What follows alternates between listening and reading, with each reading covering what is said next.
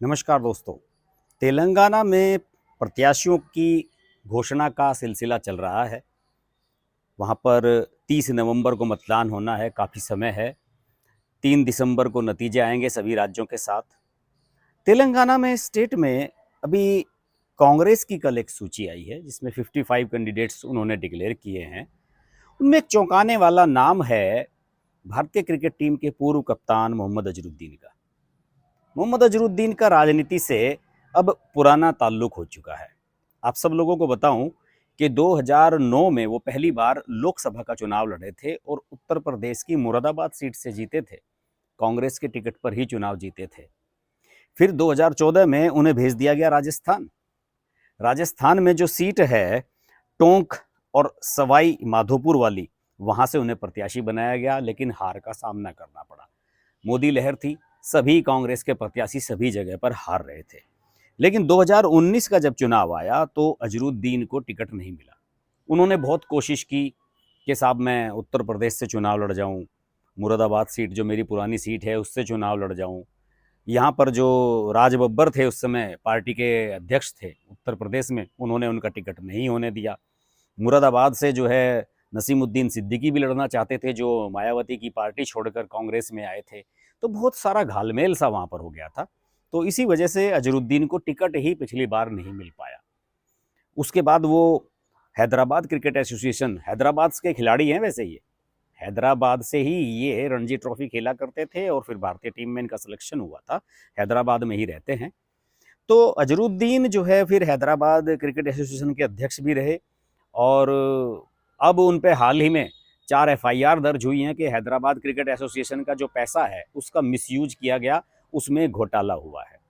तो मुझे समझ में नहीं आया कि कांग्रेस अजरुद्दीन जैसे शख्स को चुनाव क्यों लड़वा रही है। भ्रष्टाचार के आरोप उन पर है। इस देश में सबसे बदनाम क्रिकेटर अगर कोई रहा है तो वो अजरुद्दीन है। 50 से ज्यादा टेस्ट मैचों में कप्तानी करने का गौरव मिला अजरुद्दीन को। और अजरुद्दीन ने जब उन पर मैच फिक्सिंग के आरोप लगे, और दक्षिण अफ्रीका के कप्तान थे उस समय हैंसी करोनी, जो अब इस दुनिया में नहीं है, उन्होंने साफ तौर पर यह स्वीकार किया था कि अजरुद्दीन के माध्यम से फिक्सर उन्हें मिला था। जो बुकी था अजरुद्दीन के साथ भी उसका इन्वॉल्वमेंट था। उसी के बाद ये सारा मामला खुलकर सामने आया था।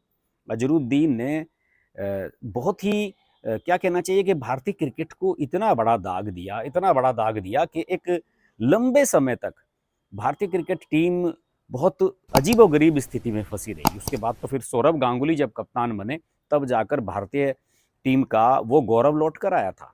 आपको याद होगा कि सचिन तेंदुलकर नए नए उभर रहे थे, शायद 93 की बात है। सचिन तेंदुलकर को बहुत कम उम्र में ही टीम का कप्तान बना दिया गया था और अजरुद्दीन को हटाकर उन्हें कप्तान बनाया गया था। अजरुद्दीन ने उनके खिलाफ राजनीति की। सचिन तेंदुलकर की कप्तानी में खराब खेल खेले, जानबूझकर ऐसा काम किया कि भारतीय टीम हार जाए। सब लोग ये चीजें जानते हैं। सचिन तेंदुलकर की जो ऑटोबायोग्राफी है, उनकी जो लाइफ पर फिल्म बनी है, आप उसे देख लीजिए। उसमें आप अजरुद्दीन की भूमिका के बारे में देख सकते हैं। खुद अजरुद्दीन की लाइफ पर एकता कपूर ने एक फिल्म बनाई थी अजर, हालांकि बहुत घटिया फिल्म थी। और उसमें इमरान हाशमी मिसकास्ट थे, वो अजरुद्दीन के रोल में कहीं नहीं जच रहे थे। उसमें खुद अजरुद्दीन ने बताया जाता है कि अजरुद्दीन ने ही वो कहानी बताई थी कि आप इस कहानी पर फिल्म बताएं।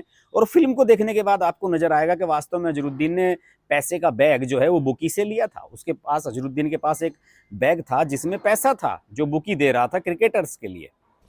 तो साफ तौर पर आप देख सकते हैं रवि शास्त्री पर उन्होंने, उनके चरित्र पर उन्होंने सवाल उठाए थे अजरुद्दीन ने कि रवि शास्त्री पार्टी करता है, गर्लफ्रेंड्स में बिजी रहता है। और अजर फिल्म देखिए आप, अजरुद्दीन की डायरेक्शन पर ही अजर फिल्म बनी थी। उसे देखने के बाद आपको अजरुद्दीन से सहानुभूति नहीं होगी, नफरत हो जाएगी। और ऐसे शख्स को कांग्रेस ने हैदराबाद की जो जुबली हिल्स विधानसभा सीट है वहां से टिकट दिया है।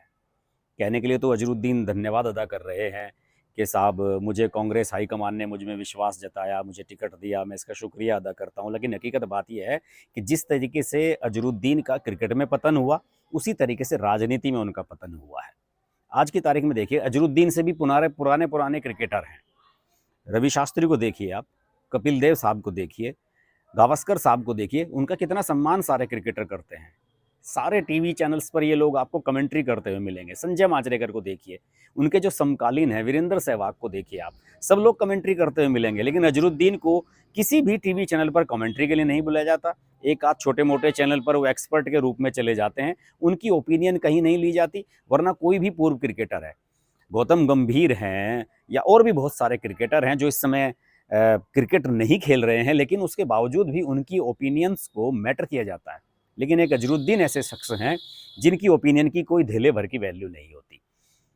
मुझे तो समझ में नहीं आता कि अजरुद्दीन जैसे शख्स को, ऐसे दागी शख्स को टिकट देकर कांग्रेस क्या दिखाना चाहती है। और मैं तो हैदराबाद के जो लोग मेरा वीडियो देख रहे हैं, जो अजरुद्दीन के इलाके में रहते हैं, और जहाँ तक मुझे पता लगा है कि वहाँ मुस्लिम बहुल इलाका है, और आप सब जानते हैं कि हैदराबाद की जो 7 विधानसभा सीटें हैं, उनमें से 6 जो है असदुद्दीन ओवैसी की पार्टी के पास हैं। तो कांग्रेस शायद चाहती है कि एक मुस्लिम फेस हैं अजरुद्दीन, तो उनका फ़ायदा उठाया जाए और एक सीट वहाँ से निकालने की कोशिश की जाए। लेकिन मेरा मानना है कि अजरुद्दीन जैसे दागी को वोट देने से तो बेटर है कि असदुद्दीन ओवैसी की पार्टी के किसी प्रत्याशी को वोट दे दिया जाए।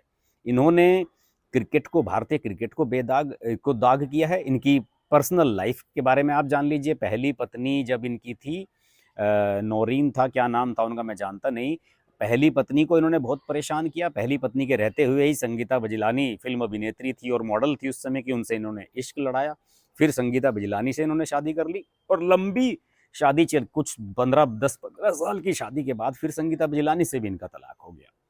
बहुत खराब कैरेक्टर के शख्स हैं मोहम्मद अजरुद्दीन, और राजनीति में ऐसे लोगों को आगे नहीं बढ़ाना चाहिए। लेकिन कांग्रेस है, कांग्रेस में तो ऐसे ही लोग हमेशा आगे बढ़ते रहे हैं।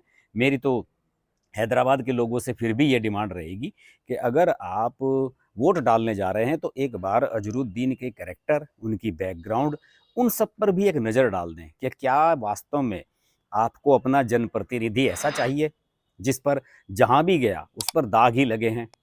ये राजनीतिक रूप से इन्होंने क्या किया है, मुरादाबाद के लोगों से पूछिए जिन्होंने 2009 में इन्हें वोट दी थी। मुरादाबाद में जाकर इन्होंने झांका नहीं था। मुरादाबाद के लोग ये कहते थे कि हम तो दुखी हैं कि हमने ऐसे शख्स को वोट क्यों दिए, केवल इस वजह से कि वो भारतीय क्रिकेट टीम के कप्तान थे। और ये शख्स, देखिए एक और बात बताऊं अजरुद्दीन के बारे में, जब अजरुद्दीन पर ये मैच फिक्सिंग और ये सब आरोप लगे थे, तो राम जेठमलानी के बेटे महेश जेठमलानी जो इस समय राज्यसभा सांसद हैं, वो अजरुद्दीन का केस लड़ रहे थे। अजरुद्दीन ने एक बयान दे दिया था कि मुझ पर जो है मुस्लिम होने के कारण इस तरह के आरोप लगाए जा रहे हैं, मैच फिक्सिंग के और इस तरह के आरोप लगाए जा रहे हैं। महेश जेठमलानी ने उनसे कहा था कि आपने क्या किया, सारे देश ने आपको इतना सम्मान दिया क्रिकेटर के रूप में, आप इतने लंबे समय तक, उस समय सौरव गांगुली से पहले की अगर मैं बात करूं या धोनी से पहले की बात करूं, सबसे सफल और सबसे लंबे समय तक भारतीय क्रिकेट टीम के कप्तान रहे लोगों में से अजरुद्दीन थे। और उन्होंने कहा कि आप इसको बयान को तुरंत वापस लीजिए, तभी मैं आपका मुकदमा लड़ूंगा।